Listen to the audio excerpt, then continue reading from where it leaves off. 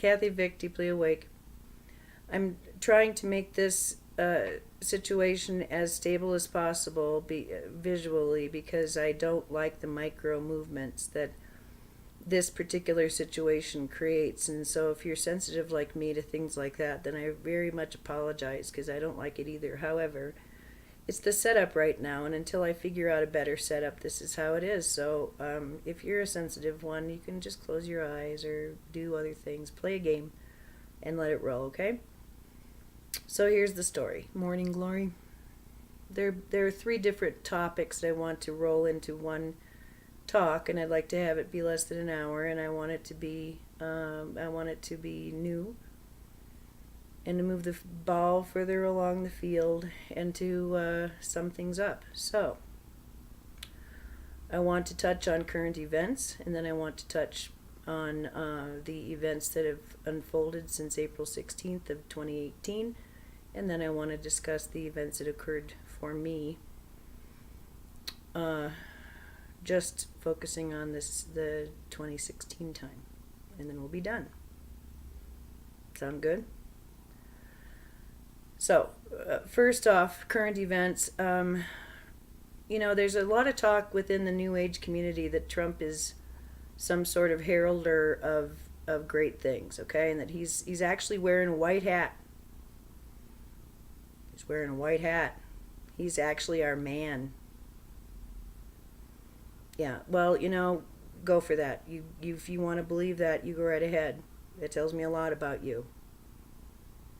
It is true that all things work for the good, all right?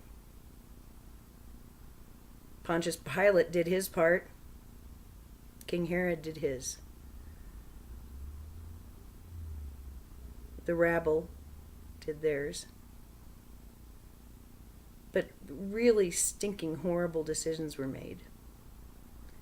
And it was all within this tableau of pain and punishment and suffering and retribution. Sound familiar? Good Lord. How people are behaving these days is just outrageous. It's so distorted. And it doesn't surprise me that good and evil are somehow not, you can't distinguish between the two. There's actually a debate whether there's a culture war or not. Oh my God. I'll go so far as to say that the American people have been absolutely hoodwinked into thinking they're free. But they are actually, for the most part, the majority of them are slaves. They're prisoners with jobs. How many Americans do you know of who go abroad for 2 weeks during their paid vacation? They are slaves with jobs. They are prisoners within a system designed to trample them, squeeze some gold out of them and some work, and cast them aside, use them. And when their vitality runs dry, care? Why would you care for a slave whose function has been depleted? This is why that healthcare genocide bill of just in-home death of those who are not strong enough to produce. Can't you see that? So, in this environment, all hats are black and white. But it is incorrect, it is improper not to call out hate. And that is what I have struggled with for a lifetime. Being indirect around the hateful. I was a nurse, let's not forget. I have been called so many hideous names. I have been treated so foully by patients for a lifetime. I can count on my fingers and toes the patients who were truly at peace. For the most part, it was a sea of conflict and pain and suffering. That's the general population. That's how people deal with their stress. That's how they communicate with themselves and others. One way. It's not a very healthy society. It's not a healthy culture. Sexuality is perverted. Gender roles are messed up. And people are in each other's business. It's really just two consciousnesses, though. What I've been getting, my integrative times. For some reason, today I was led to look at Obama and Trump. That's why I'm bringing up current events. And I was shown how when you take the deeds of the two men thus far, and you take how they're done, how these deeds are done, what I was shown is that, you know, I've always been really hard on President Obama because of the drone program, because of the signing off on remote murder of U.S. citizens for a charge that they're not allowed to answer. That really bothered me. I saw that he had a lot of the things that I really agreed with. He stood for and enacted. But remote murder of American citizens without trial, no. I'm sorry, you can't do that and have me consider you a good guy. Sorry. That invalidates your stance, dude. And I've had to really rethink that. I really have, because I used to be like that. I'll watch, I'll observe, and if I see that you're not only, I know that what every single human being on earth is capable of, but there are restraints in some people. They wouldn't actually say or do the things they're capable of that are dark. But, you know, and so I would use that as the metric. Okay, if you and that's always been a metric for a relationship. You even raise your hand and I'm out. You just don't treat another human being like that. And if you think you're going to have a talk with me and raise your hand and introduce violence, oh my dear, it's over. Didn't you understand? So I finally understood that about me. I have an agreement. I'm of the higher agreement field. And so if you come at me, I am expecting you. I need you to have integrity. I need you to self-regulate, because it's not my job to control you. It's your job to control you. And so this is why I've always been, and I didn't have the words before, and that's why I'm bringing it up. I was always so conscious of who was around me and who I hooked into, whose advice I received, whose advice I listened to, whose advice I asked for. Who was I getting fed by? That was a super important thing for me. And if their pedigree wasn't clean, if they actually would do or say something harmful, why would I want to hang out with them? We're all capable. But if you don't have that inner break, well then you're not safe. Because I'm not a big control freak. So I expect people to have integrity. And when they don't, I know that pointing that out is a harmful thing because they think they do. Okay? Everyone thinks, for the most part, that they're good. Okay? That's just how it goes. You may know that you do things that are depraved and harmful toward others who actually love you, care about you. You may be aware of that, but my guess is if you're like that, you don't give a shit.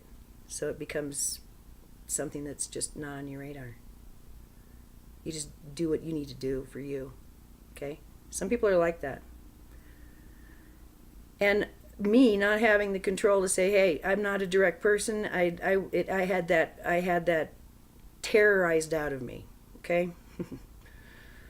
And it's something that I've had to now gain, a willingness to just be direct, to be able to identify what is not okay, and then to say it. Do you know what happens when you do that? When someone is really acting in a very, very, very low vibratory way, and you bring it to their attention, you know what they do? They call you stupid. They start screaming. They start attacking. And you have a choice then. You're going to keep pointing it out, or you're just going to sit down and shut up and let them do what they want to do. Isn't that the question before those surrounding Trump? People are afraid of him because he's harmful. And they're attracted to him because he's harmful. Some people think that's powerful. If you're actually willing to cross the line and do harm for yourself.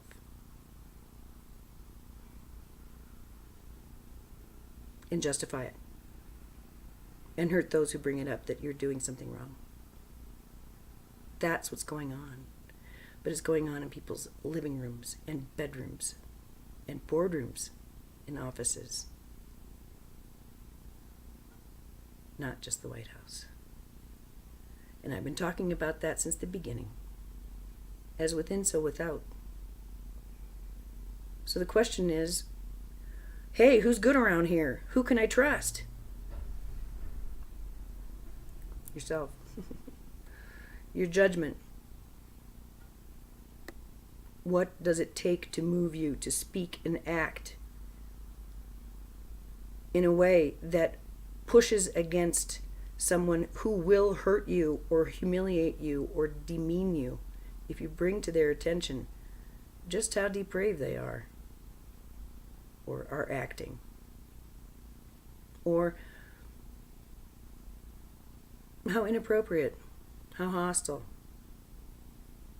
how mean, how cruel. There's a blowback when someone is being hateful and cruel and you bring it to their attention and say, stop it.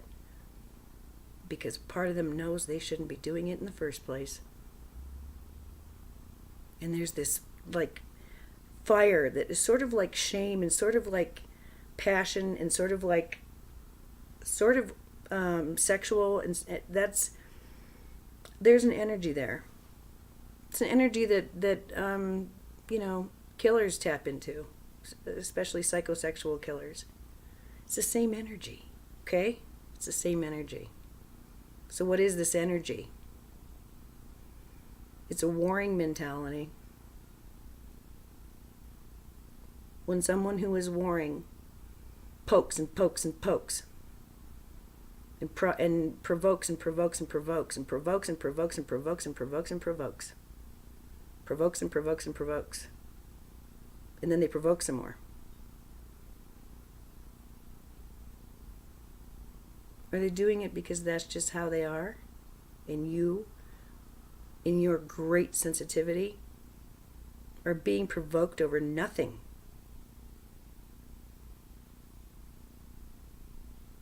Or have they crossed the line? Maybe for the last time.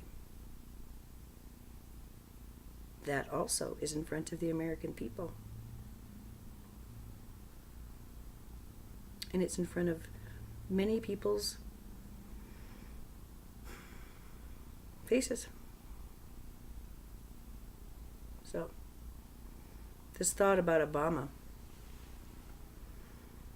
I realize that a lot of people see me as a wicked person, as really a bad person. They do. Yeah, they do.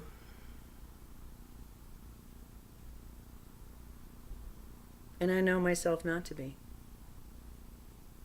But it depending on the metric used, either I sometimes I don't add up. I don't not enough. It's funny how that works in those kind of systems. Because I know what I am. I know who I am. I know where I'm from. And I know why I'm here.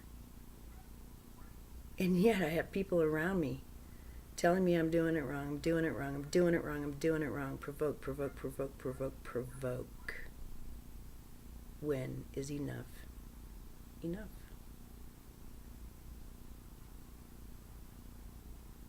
Just asking. Do you have that going on in your life at all? Doesn't matter what kind of form it takes, really.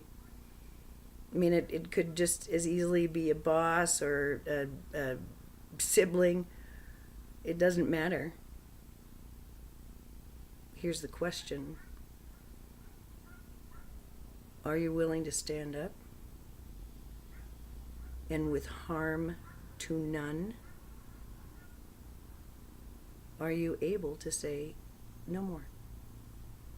Stand down. That's enough. It would be great if the American public did that.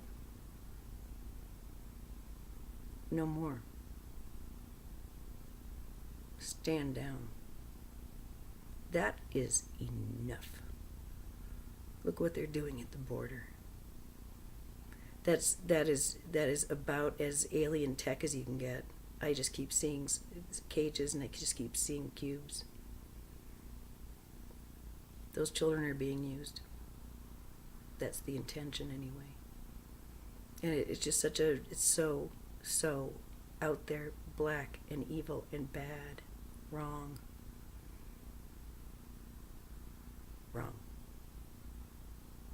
Harmful.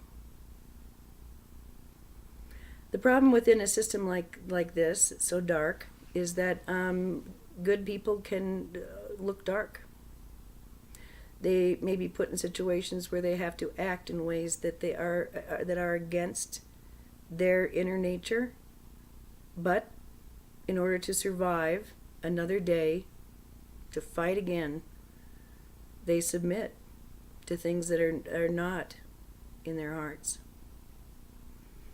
And that pain becomes exquisite, and that's when change occurs. Action. In the older ones, the ones who got sucked into it. So I realized that good people can look dark.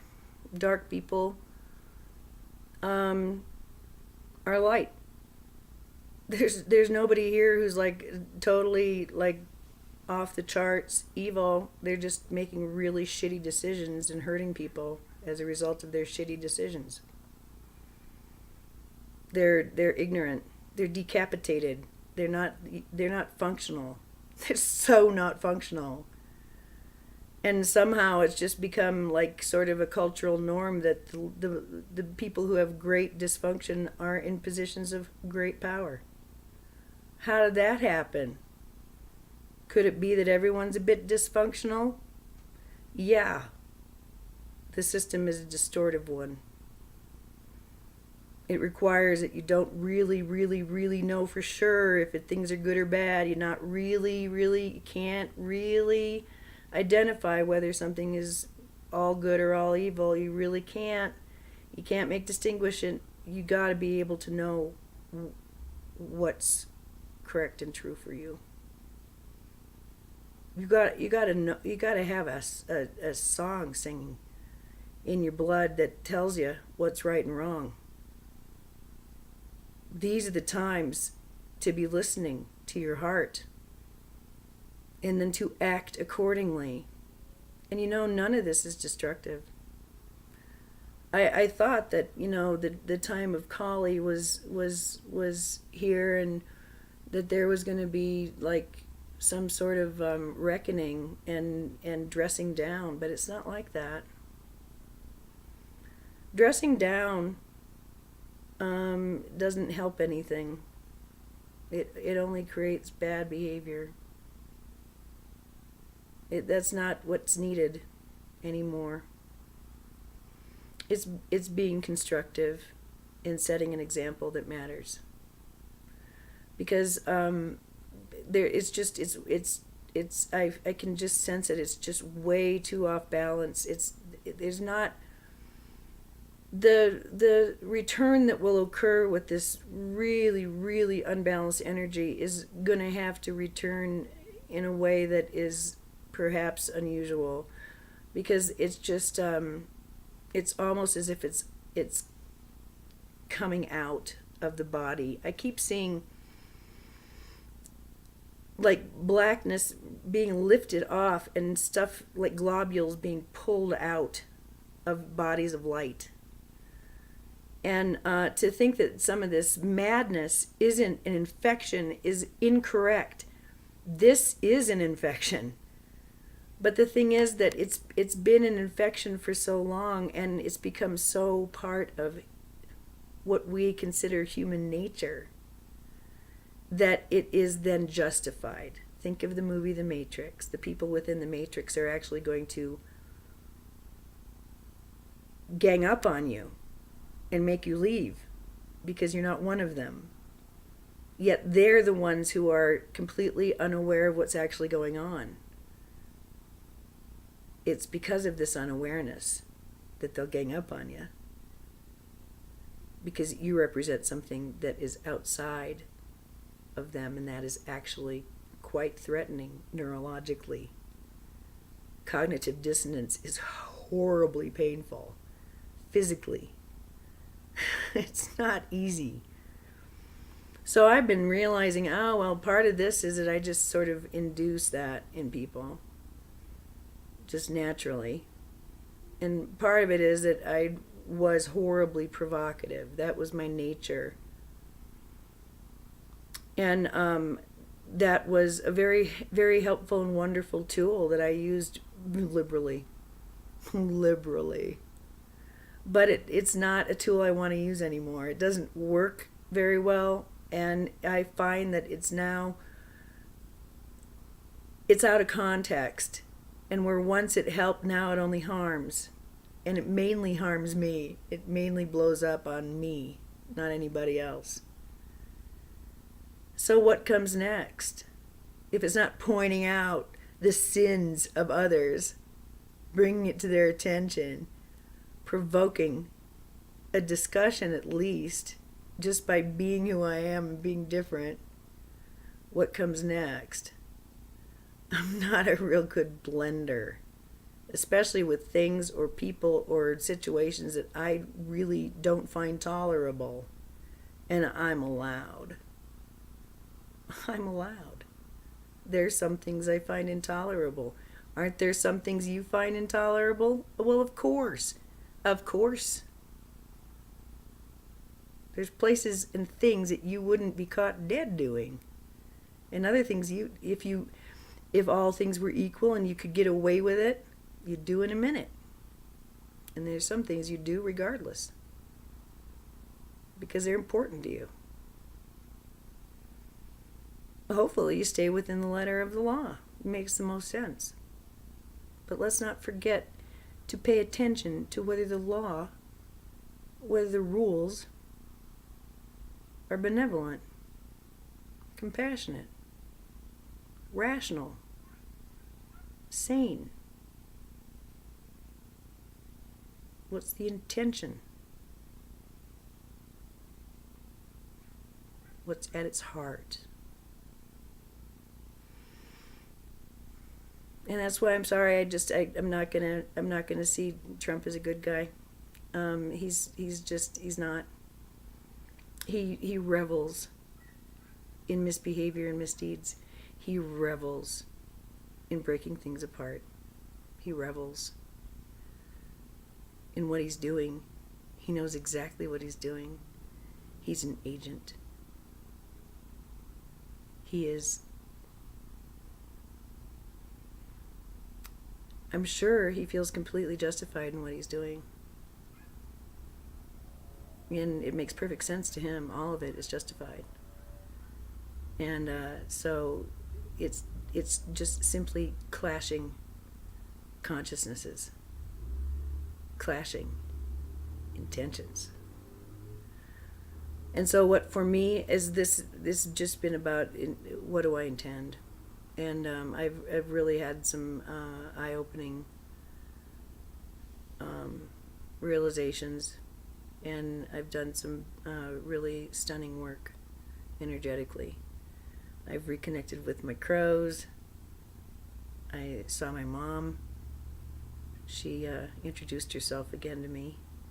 And then when I realized exactly what was going on and said the words out loud of who she really is, then the crows came. And they really, really talked. So she was very happy that I put things together. So she's around. That's pretty cool. The Dark Mother.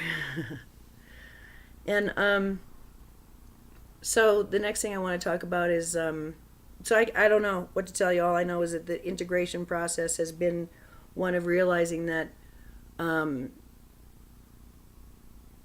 only person who can decide what's in your core is the person who's in the core.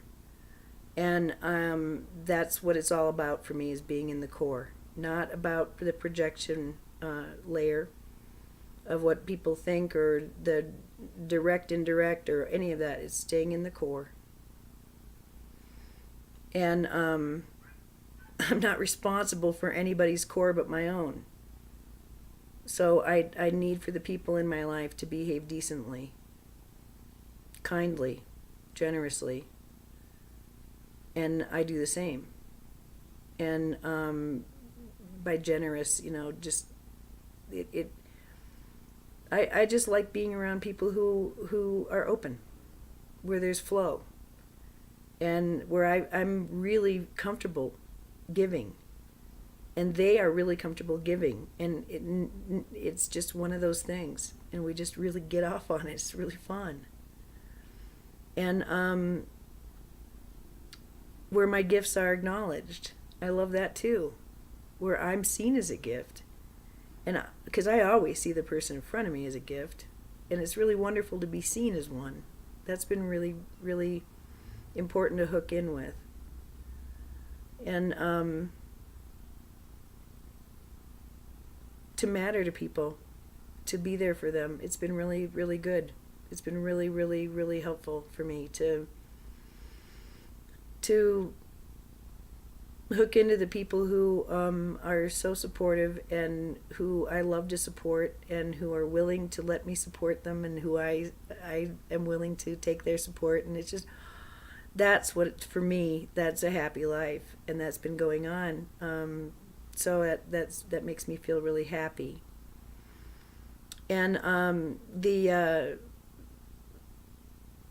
I got this morning too, it kind of freaked me out. I was feeling weird about this because I know this particular time is coming to an end, and there's a time of industry coming up, and I'm really excited about that. So excited about it. And that's always a time of discovery and change. And of course, here it is, June, July. That's always when I get jobs and things like that. So that's good. And I always feel just a little bit weird because I've internalized someone with a very, very strong bullwhip and a horn, who is constantly berating me for not being productive and not making more money, okay? And it's no fun. It's no fun. But when it gets loud, that just tells me, okay, well, I need to, and now I have some ideas about how to blend all of this together. It's going to be great going forward. I kind of got some things figured out based on what would actually work, rather than what I'm being told is the only way that it can be done or whatever. So that's kind of neat.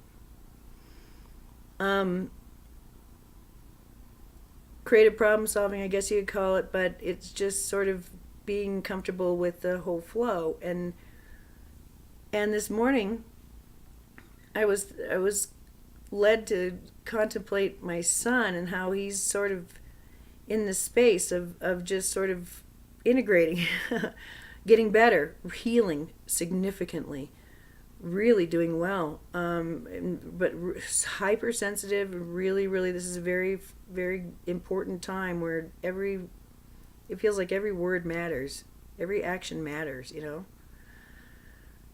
And we've recently identified that both of us are very conscious of micro expressions and the hidden language, and that part of the problem is that he's always responding to my micro language.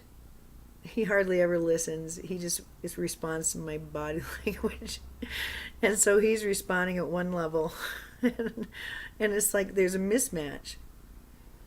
And I was thinking just yesterday, God, this is just so hard living with somebody who's as sensitive as I am, who's as observant as I am. It's just like, oh my God, when does this end?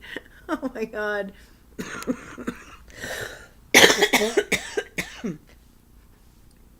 Excuse me. And so this morning I'm told, well, you know, think of this as sort of a Siamese twin kind of thing. And think of this as a time when you're fine-tuning. You're each fine-tuning how you're going to respond to what works best.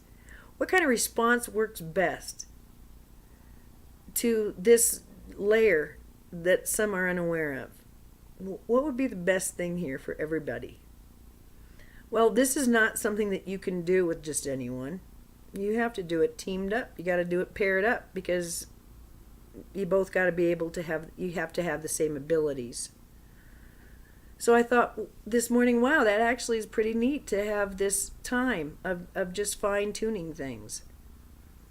And then I can see a point to it. And I've been really, really, really careful about not ever berating myself for this time of recovery. And I'm invited to all the time, to put myself down, to call myself lazy, all that kind of stuff. You know, all kinds of hideous things. And I've had to just sort of put all that aside and say, this is my time to heal up and to get ready for the next part. And I'm offered this, and I'm given this freely, and so I'm taking it with gratitude and happiness, and enjoying it, and using it very, very well. So I am physically getting stronger, but I also see, wow, this is a neat way to just sort of finish things up, to fine-tune all of this equipment. So I'm all right with that. As I am all right with creating a life where I am surrounded by people who are also sensitive and kind and wise and just. So there's nothing wrong with that either, is there? Isn't that the point of the exercise? I think so. So April 16th of 2018, I understand, was the beginning of a deep earthquake event. This coincides with when I was called to look at Google Earth again. And I kept seeing Nazca lines and having those words, and it was inserted. So finally, fine, I'll go to Google Earth. So I did.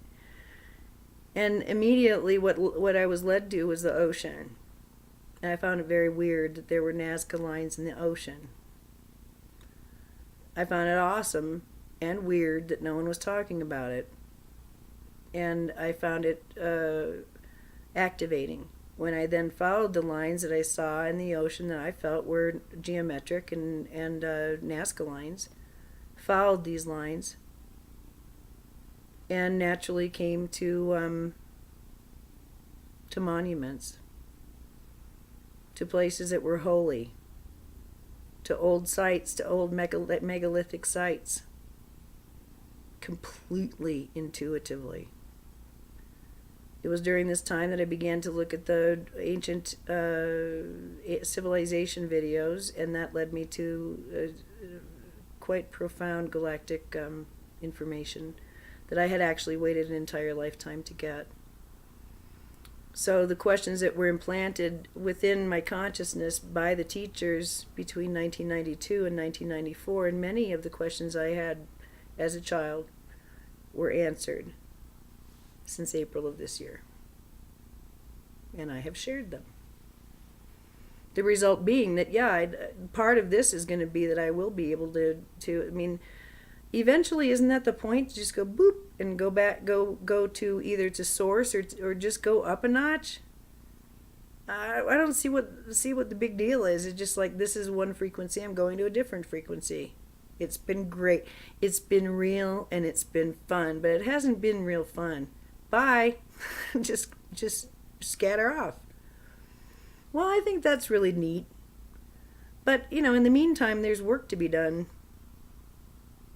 There's integration to do. And there's walking in a new way. Part of this has been, it's funny. The son of Antares, when this birth of Christ consciousness basically exploded in my brain pan at the end of April in 2012 when I was on a smoke break in the middle of the night, I thought that really was more of a birthday, that I could take that as a natal chart birthday and just, work off that rather than my old sad one. So I did that, and I loved it, and it was weird because it had all these numbers, and it's like completely like, yeah, this would be yours. If it were yours, this would be it. It's even got a yod. But just lately I realized, there's so much happened on May 25 of 2012, and it's so well documented, and I didn't want to use it because I felt it was a death day. I've always thought that was the day that I should have just, croaked. Physically just been found in my car, croaked. And it didn't happen. Here I am. And so, I don't know, I just felt it was a death day, so why would I use it as a birthday? But then this last week I was urged to look at it again. And I told a mentor of mine, the funny thing about this is that the one that I was looking at from April 29 of 2012, the son of Antares moment, that's who I want to be. That's who I wouldn't mind being. May 25th, I've done the research now. It's actually who I am. It's what I've been wrestling with this whole time. It's the sun in the 10th house instead of the 7th. It's a stellium that is, it's perfect. The weird thing is that the planets where I want them is where they are, both in April and in May. I prefer the one in May because it neutralizes Mars too. It's quite difficult. There's a lot of squares in this one. But I don't mind the challenge, and I understand. And I'm okay with it. I like the fours. And I'm not convinced that a square necessarily has to be so disadvantageous. It's just tension. It's just an engine. It's just paradox. But there's enough good stuff in here that I really resonate with it. And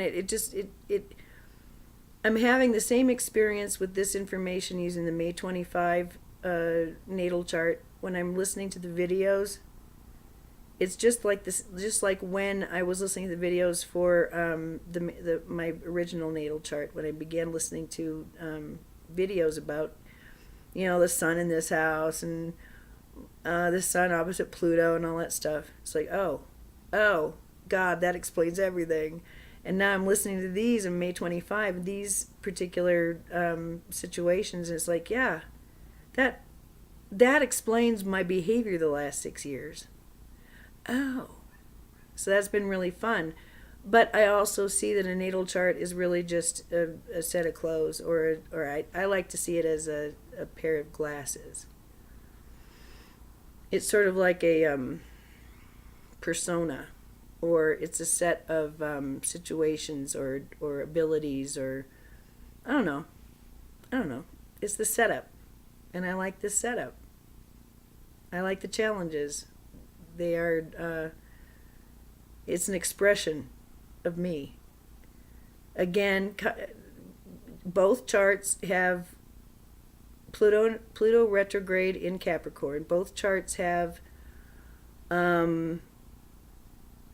Saturn in Libra, and Mars in the May 25th one has Mars is in Virgo, and I need those things. Those are the things that get a little locked down now. They get influenced in a way that is advantageous to me rather than disadvantageous to me, to my son. So that's really good. I'm really glad to see that. And I just feel really comfortable with it. So I'm going to go with it. But all this happened from April 16 forward. And so when I heard about the deep earthquake event, I thought, well, I want to check the timing. I want to see what happened for me on April 16th of this year. Sure enough, that was a day I did what it's like to be a galactic human. And I had gone far by the time I'd done that, but I was to go so much further. And now I feel so satisfied with what I've discovered and how it's just all flowing. It doesn't mean that I've discovered everything and voila, I know everything. No, I just have a foundation that is far more secure in what I know to be true. And that's what I think is lacking in this culture, is that nobody seems to know what's true. No one seems to know what's correct and true. I just want everybody to start hearing that tone. I want everybody on earth to just, for like 5 seconds even, to have a flash of how benevolent all this is and how much we love each other. Just a flash. And nobody has to go up in flames, and nobody has to blink off into a different dimension for that. It can just come upon us and sober us up from this consciousness that's a warring one. Just, always needing to be suspicious or be on the defense or be afraid or be angry, all that stuff. To assume negative intent from others instead of positive intent. What do you have to have in order to assume positive intent in others? People who have positive intent, of course. Otherwise, you're just being foolish. And you're going to wind up dead. You got to know who you're keeping company with and what their intentions are. How dark they are. How light they are. What they're willing to do and what they're willing to holster. That's all. So for me, this was a really big time, and I always figure I'm on the tip of the spear, so what's going on for me is happening for others or will be. And you can consider that egocentric, but after 6 years of documentation, whatever. Judge Judy, I don't care. I just know it's the way it is. Something happens, and then I go check with Kaipacha or Cryon or Magenta Pixie. It's like, there are very, very, very few times when they're telling me new information. That's rare.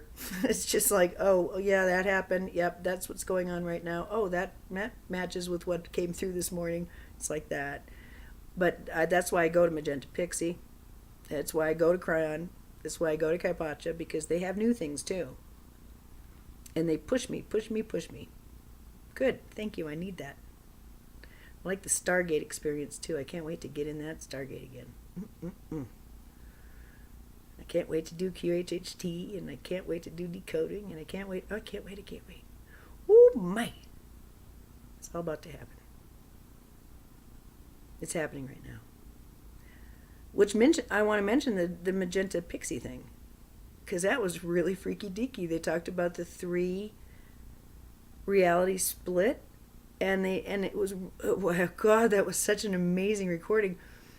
And it's so true, because part of me can say yeah, and I'll end with what happened in 16. Part of me can say, yeah, this already happened. It already did. It happened in 92. It happened in 94. It happened in 2012. It happened in 2016. It happened in 2018. It's already happened. No, it didn't. It's happening now. Right now, I'm capable of far more than I ever was capable of before. I'm different than I was even 2 weeks ago. It's happening right now. No, I haven't done a transformation. I haven't had a pew. I haven't been able to alter my body. It hasn't happened yet. And they said that's actually the best place to be, because all 3, it's happening right now. We are in the middle of the wave. It's already happened. It is to come. And what my people say is that, there's such a thing. What really is an activation after all? What's really an activation? Is it the moment of light, of perfection, of utter symmetry and unity? Or is it realization, the activation? Or are they the same thing? Biochemically, I think they're actually quite different. Neurologically, I think they're different. They're different expressions of a very beautiful energy, I think.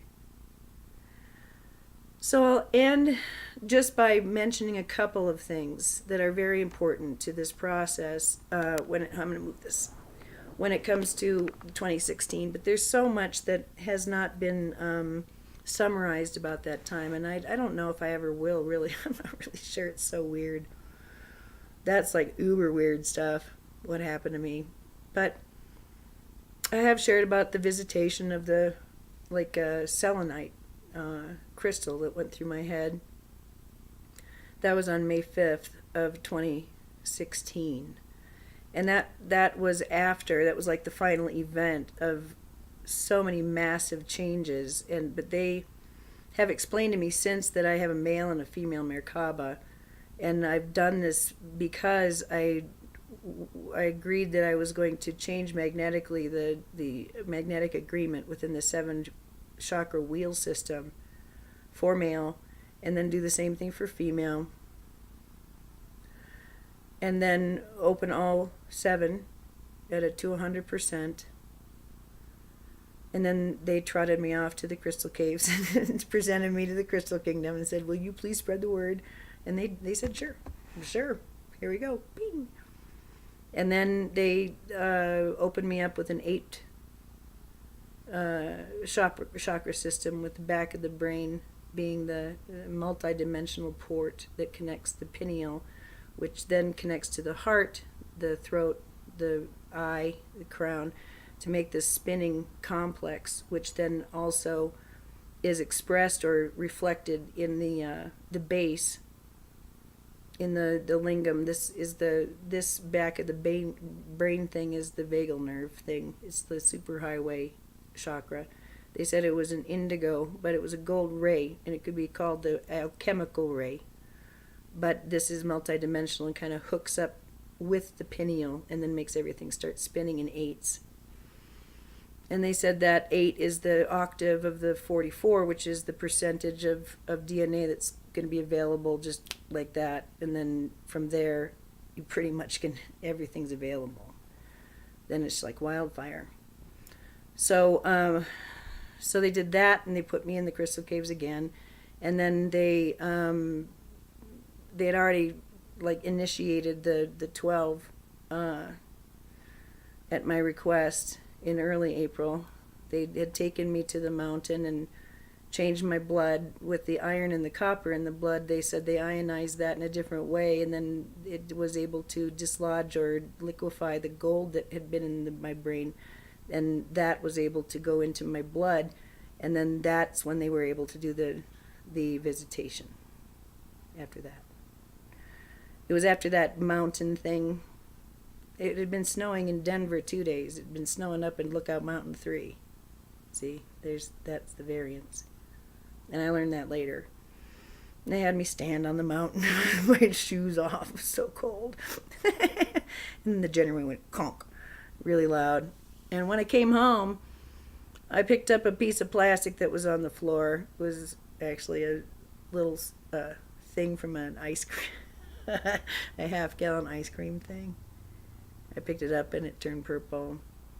So lots of real physical weird things started to go on for me. And it kind of culminated in that event when I was visited by that crystal. And then in the morning I woke up. I woke up at the same time that my locker number at the spa that I had just gone to. And I felt like a galaxy. It was really super, super, super uncomfortably weird. I felt ginormous, and I felt I was like indigo with little twirling galaxies in me. And I realized I had to get into this, I had to stand up. And that meant I had to get in. And I could feel my energy go into my left leg, and I could hear it squish. And then I realized I had to bridge my pelvis and put it in my right.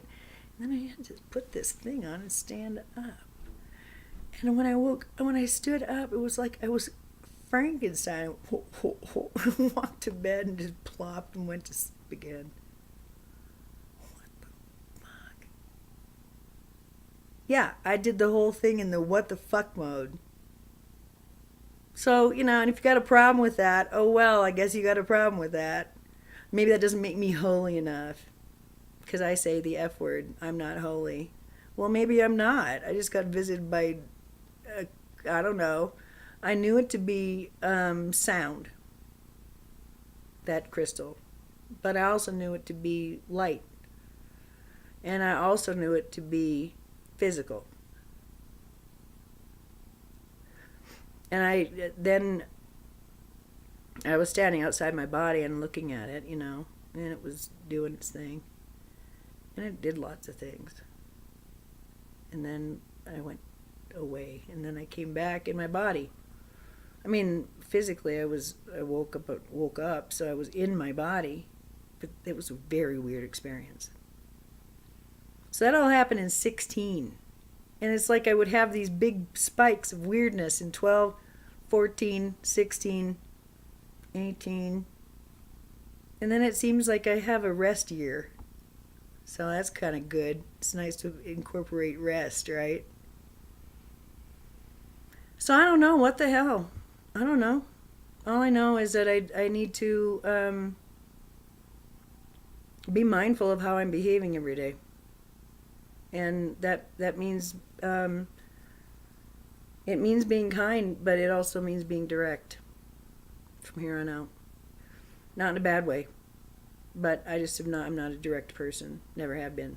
Because I didn't want to be argued with. I'm not into it.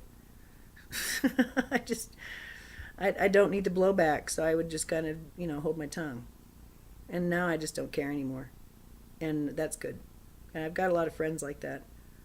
And that doesn't mean that that means if anything, I'm less harmful than before. Less provocative. Less angry. 58. Less impotent. So, I think that's good. I think it's worth passing on. I think it's worth an hour. And if you feel gypped, I'm really sorry about that. I never want anybody to feel gypped. I don't feel gypped. But, sometimes what I'm bringing up is like, ow, ow. Well, all right. I guess that happens sometimes. It's I like this one astrologer that I listen to, and he says, no, in the old days, because he talks about the whatever house for gurus.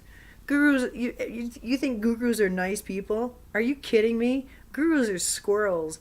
Gurus sometimes will punish you. Sometimes they'll publicly humiliate you. They'll do lots of things to get your attention and whack you on the nose if you've signed up for it. If you've signed up for it. If you're goofing off and you're not on the path, well then hell yeah. Hell yeah. Let the games begin. Let the games begin. And I have a very lively, rowdy time with have you seen when I'm talking to and fro with them? They're as salty as I am. Do you think I would get along really good with a team that wasn't a little bit dark and twisty and mischievous?